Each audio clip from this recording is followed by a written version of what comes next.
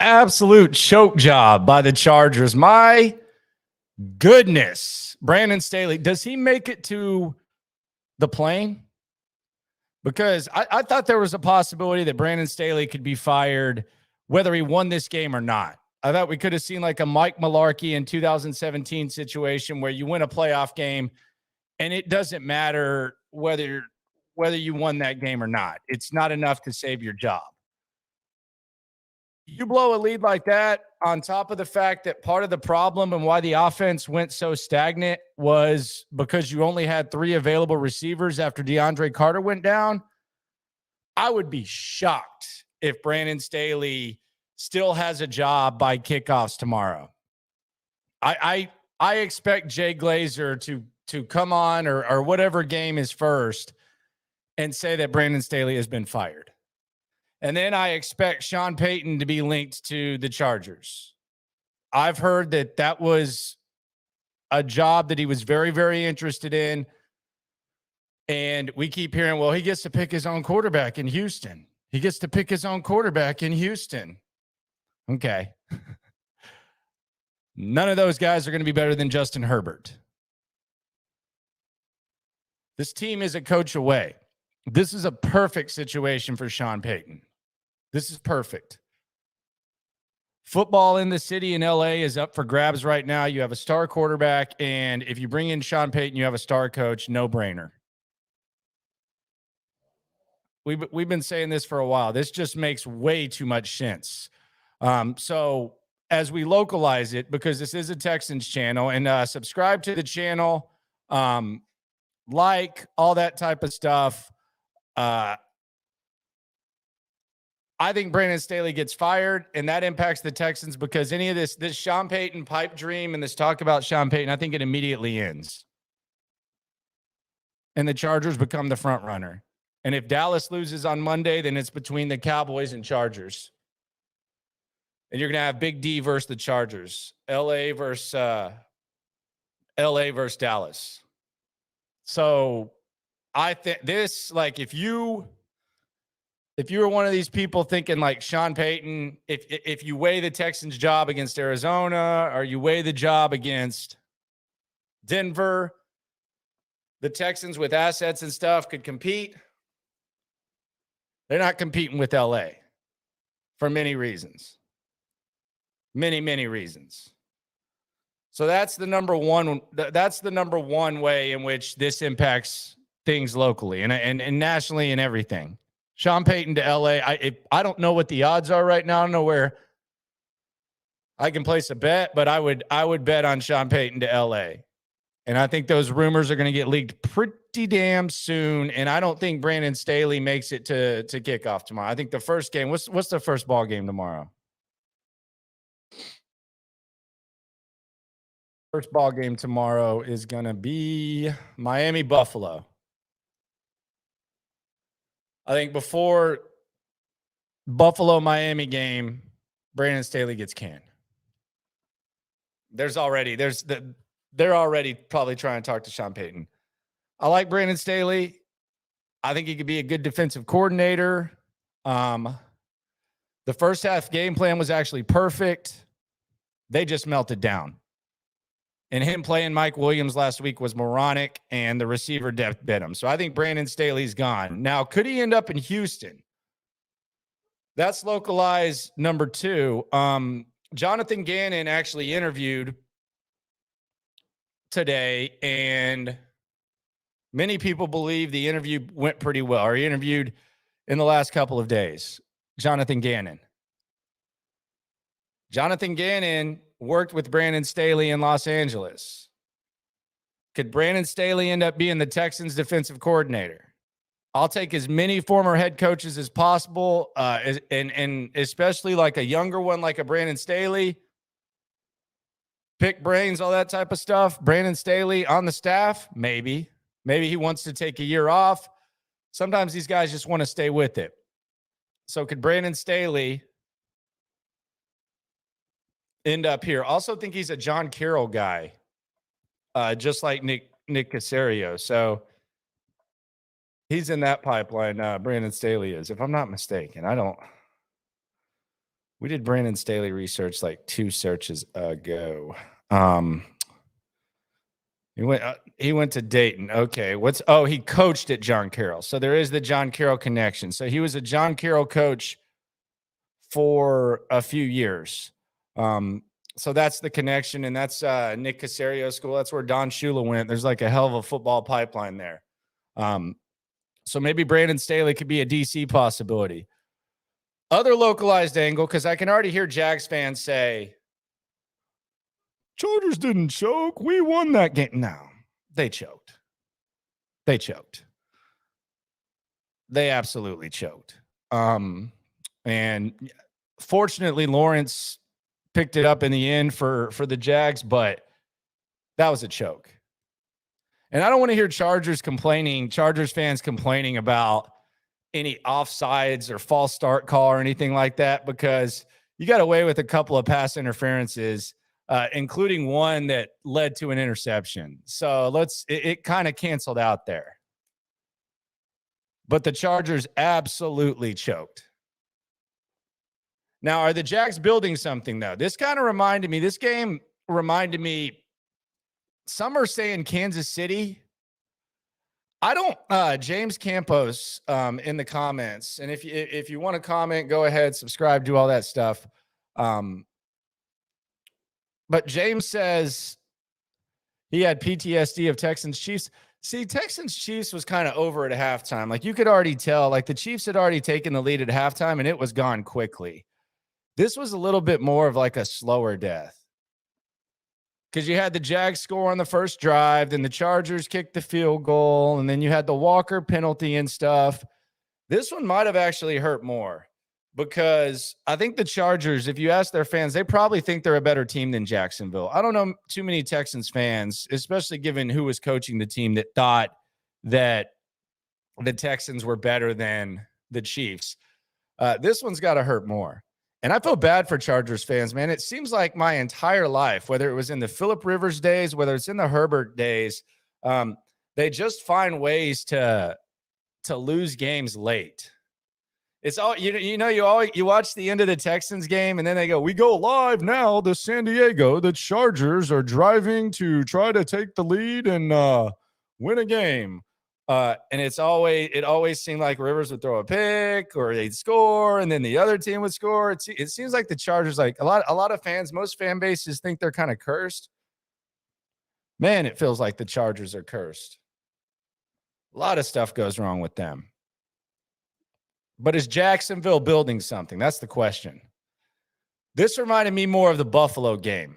When the Texans were down to Buffalo, I think they were down 17. And Deshaun Watson just cranked it up in the second half. I said Deshaun Watson saved everyone's ass.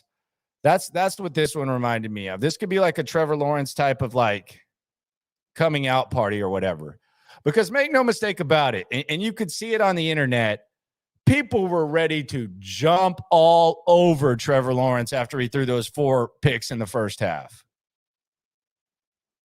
Jets fans especially. I'm talking to you, Jake Asman.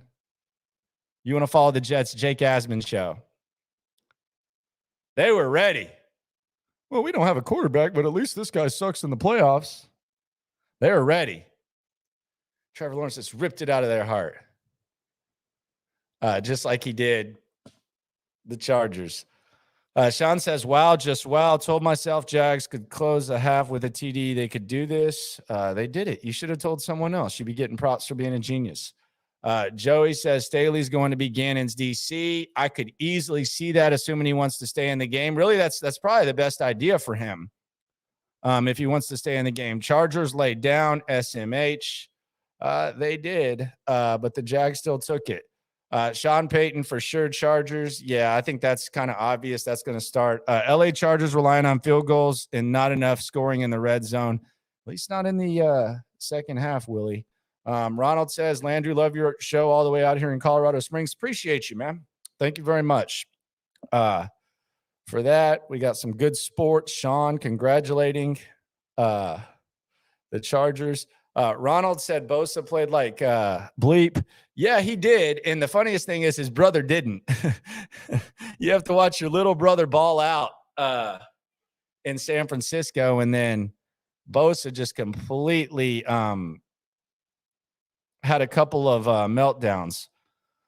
Brian says we hire Ryans, trade a second round pick for Trey Lance. Am I crazy? I think so. What makes you think Trey Lance is good and worth a second round pick? I mean, even in the preseason, people in San Francisco were saying, man, we might need Jimmy back. This guy's rough. And I'm not trying to say that, he's like a finished product. And I know that there have been some guys that have looked rough in their rookie season and turned it around. But I mean, with that second round pick this year, number 33 is going to be a gold mine. Who knows what you can get with that? This year, that was Jalen Petrie, who had an up and down rookie season, but it ended pretty well. Second round's a damn gold mine, man. I don't know about Trey Lance. What are we basing it on? Hasn't looked good in preseason. I think he's played in one game the last 3 years by the time he gets back. Wasn't even D1. It's North Dakota State. If you're trading a second for Trey Lance, man, that's pretty risky to me. Matt says, not sure he gets on the plane. I don't think so either. I think Brandon Staley's done. Dunzo. What do you think of CJ Stroud rumored to be signing with Agent David in the relationship with the Texans? First of all, I think he's going to sign with David. He's already with Brian Burney, Deshaun Watson's management team. Look, we actually asked Caserio about that on Sports Radio 610. The relationship isn't that bad. I might be able to actually pull that up. Let me see if I can get that for you. It might get a little darker in here.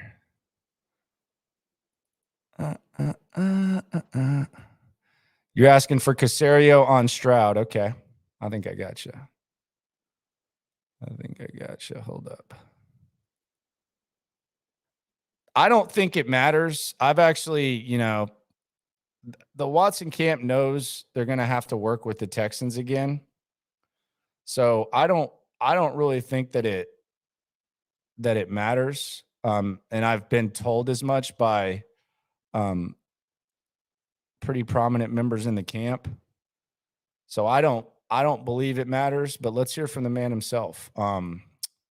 Let's hear from Nick Caserio. And the direct question was actually about CJ Stroud potentially signing with Mulligetta. This was on Payton Pendergast on Sports Radio 610, 6 to 10 a.m. Central. Here was Nick Caserio's answer to your question, Dylan. I would just say philosophically, my belief has always been to just try to maintain a consistent relationship with agents and representatives, understanding there's going to be players each year, and you really don't allow one situation to affect future decisions. I mean, it's not really a good way to do business. So I have a lot of respect for David. David's got a lot of good players. He's had a lot of good players for a number of years now. So you have to evaluate the player. Are you comfortable with the player when the player comes in the building? So, and at some point you're going to have a dialogue with the representatives. So my philosophy has always been never let one situation impact future situations. I think that's just the right way to do business. So certainly not going to dissuade us from, looking at a player. Honestly, it's not fair to that player. I've had dialogue with David. We had dialogue last year in free agency about some different players. He's had multiple players. He had I asked him about a corner. There's various players that we were actually talking about during the Deshaun, trade negotiations. So conversation is always fluid. So I have a lot of respect for David and the job that he does, and he has really good players. So our responsibility is to look at everything and not let an individual dissuade you from making a decision. So I've never approached business that way. I'm not going to approach business that way. People that know me know that's how I operate. So try to be consistent in that respect. All right, there you go. So there's the answer from the man himself, Nick Caserio. As far as the CJ Stroud thing goes, I'm not a CJ Stroud dude.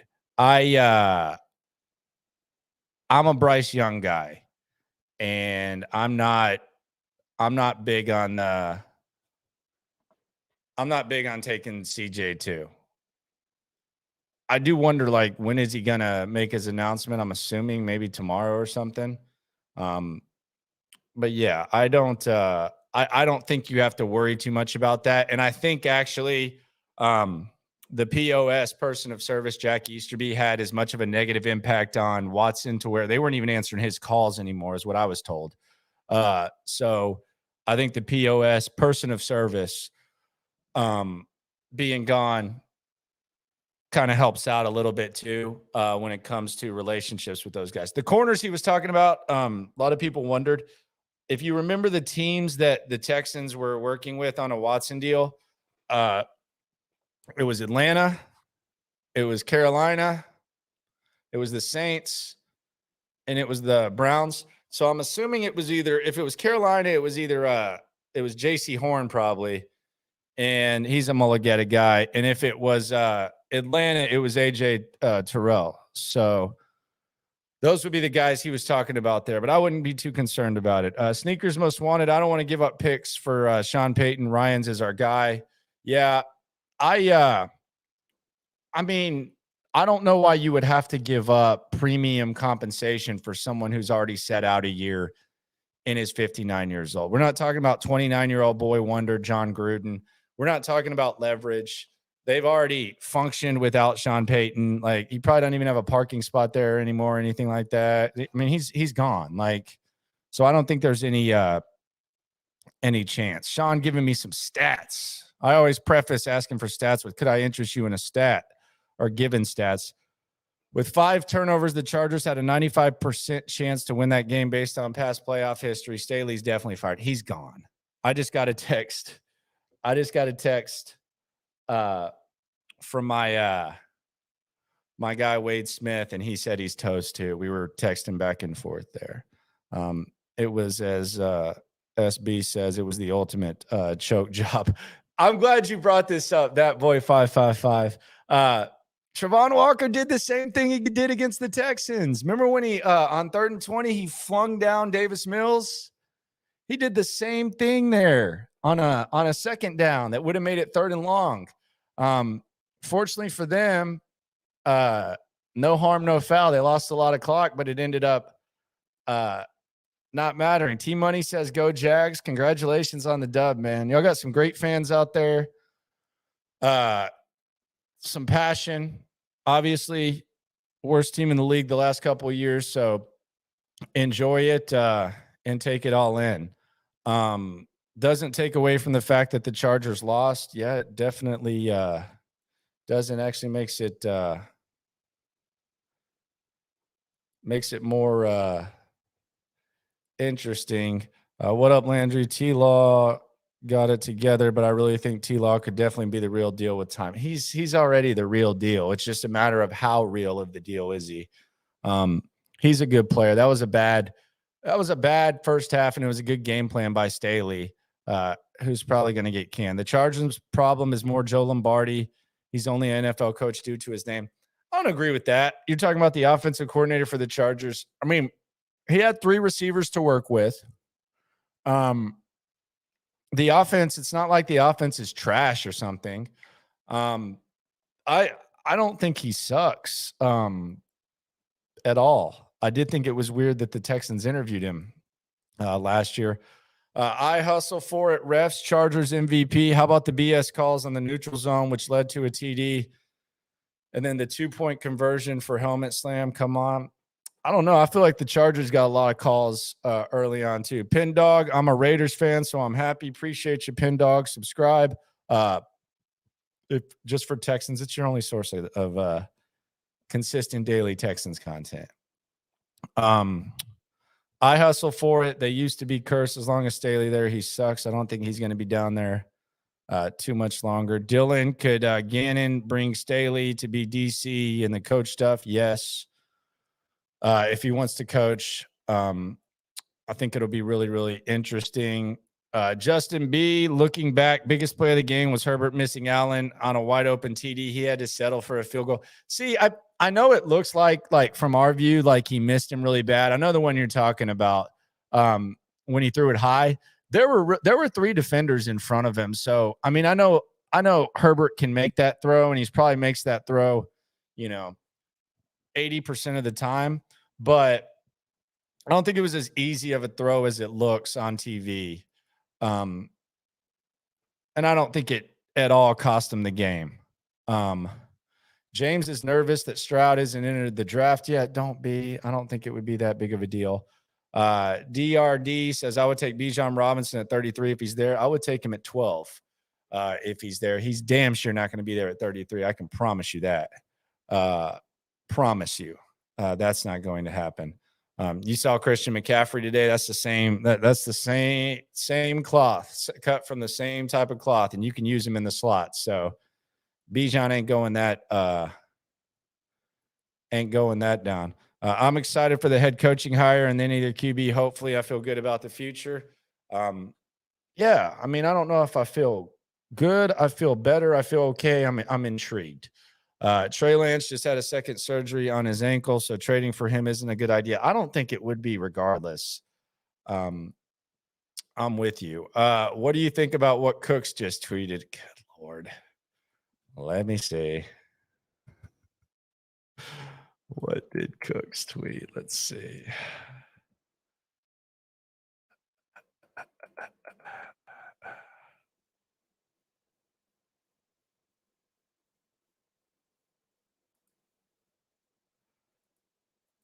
Oh God. This effing guy.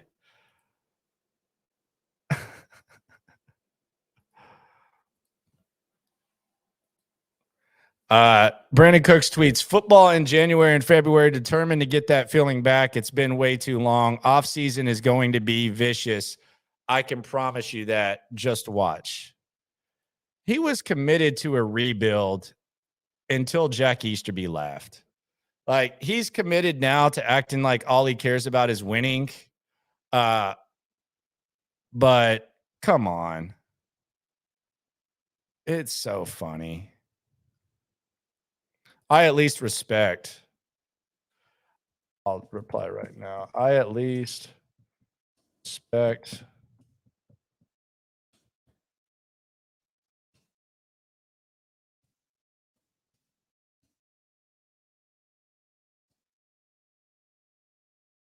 already now.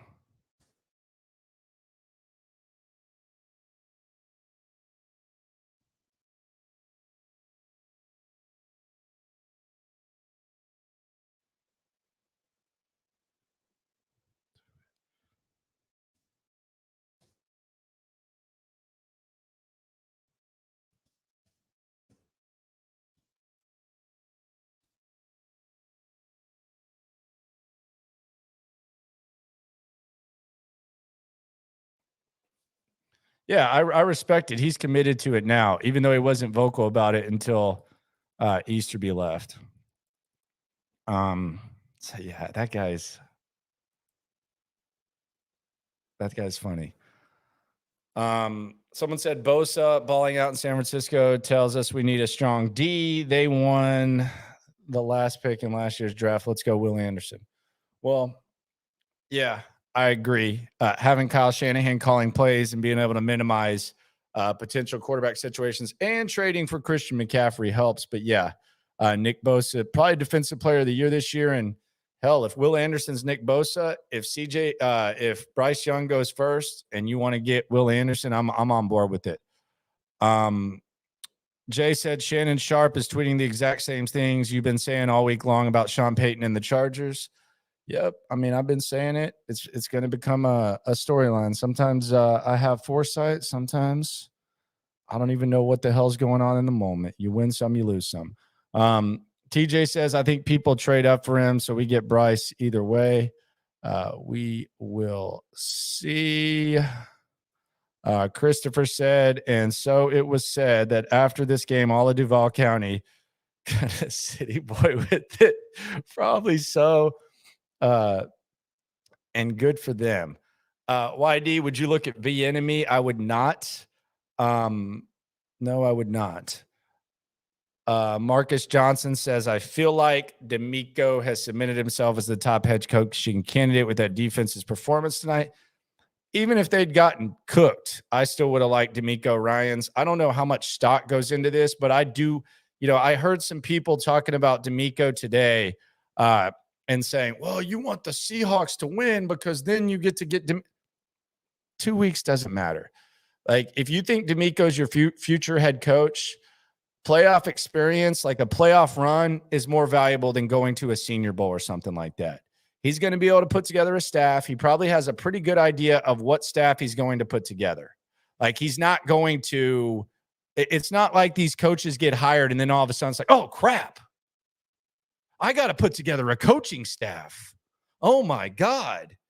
They know they have a pretty good idea, at least if they know what the hell they're doing, what their coaching staff is going to look like.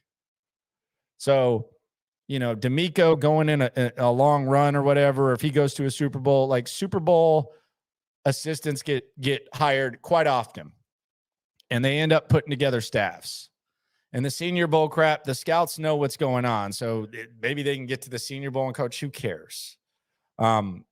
So there's no, like, whether the 49ers win, whether they lose, it's not going to matter. Texans are already out ahead of this. They're conducting their interviews, and we'll see what happens. Birdie says Cooks is a douche. Okay. Jesse Cat says Duval. Okay. I didn't know that about Lance outs. I was just thinking options if we didn't draft Young. I really don't want Levis. I'm not a Levis guy either. He is the news today was he's getting trained by Jordan Palmer, who's trained some pretty good quarterbacks. I think he's the best quarterback coach that I know of.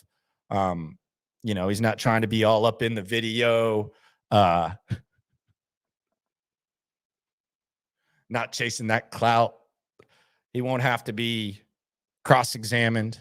So Jordan Palmer, for my money, would be the best quarterback coach. Michael says, Justin, get out while you can. This ownership will never win anything. Hire a cheap-ass high school coach. How about those Chargers? So we're going with Chargers. Sean says, on the other game today, how did the NFL miss on Brock Purdy? I know his senior year was poor. I don't know if they missed, but they missed kind of – I mean, I didn't think he would be like Mr. Irrelevant, but let's be honest. I like Brock Purdy. I like what he's made of. I know a little bit too much about him because I'm a Texas fan, but he's with Kyle Shanahan, and Kyle Shanahan gets the job done. I heard someone like bringing up Kyle Shanahan's win-loss record without Garoppolo. Dude, like the first 2 years in San Francisco, like the last team to have 2 straight one-and-done coaches was the San Francisco 49ers in 2017. They were the last team. Like, they were a dumpster fire. Jed York was a disaster inheriting the squad. They hired Jim Tomsula. They hired Chip Kelly. They had all kinds of drama. Their roster was becoming old, and they were aging. So Kyle Shanahan came in there. Those first 2 years, I mean, it was equivalent of probably even worse than what the Texans coach is going to have to deal with, because they didn't have the top of the line draft equity. They just had a dumpster fire organization. They had a guy calling the shots that many people considered to just be a incompetent trust fund baby in Jed York. He's done a pretty good job since, and he brought in the right guys. So yeah, those first 2 years you weren't expected to do much, but he can work with a quarterback and his scheme. They're physical. They're the first team in NFL history that every team that they played lost the very next week if they played, because they're that physical. And that's just how they play.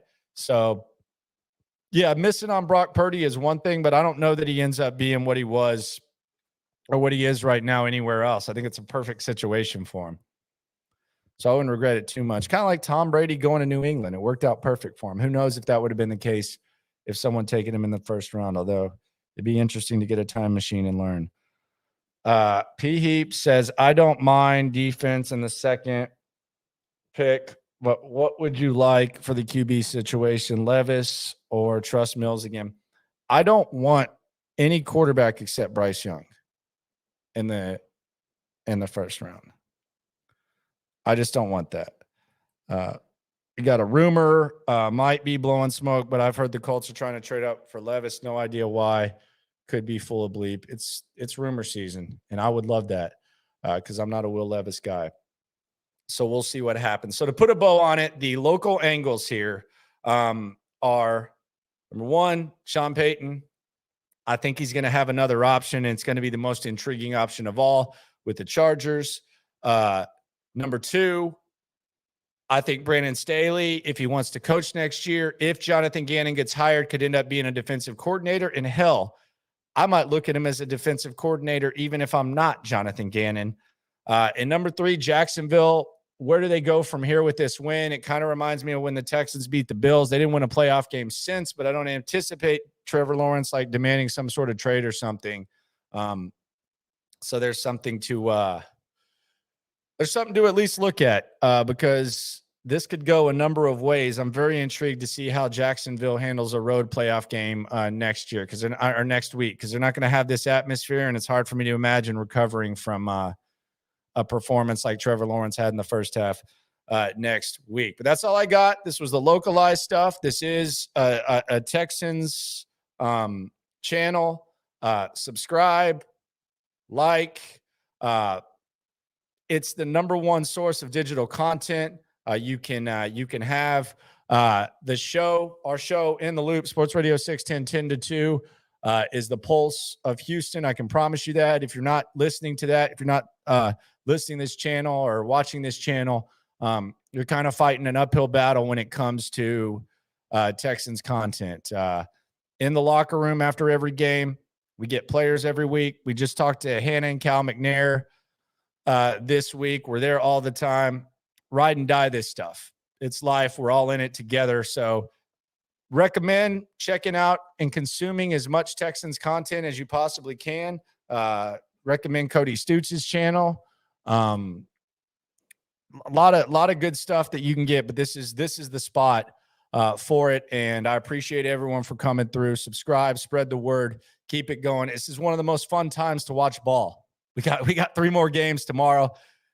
We had kind of a decent game. Like this, it got out of control in the first half, or in the second half, but that was a good game earlier, and this was a hell of a game here. And hopefully we got 4 more left. So subscribe, like, Texans, all that type of stuff. I appreciate y'all very much. Going to keep this going. Congrats to the Jags. Sorry about your luck, Chargers, but damn, you get Sean Payton in that mix. That's going to be real, real nice, just like the Texans coaching search, which is heating up. We got you covered on that. No matter what happens, though, I'm always going to localize it, and we are always all in this together. Have a good one, folks.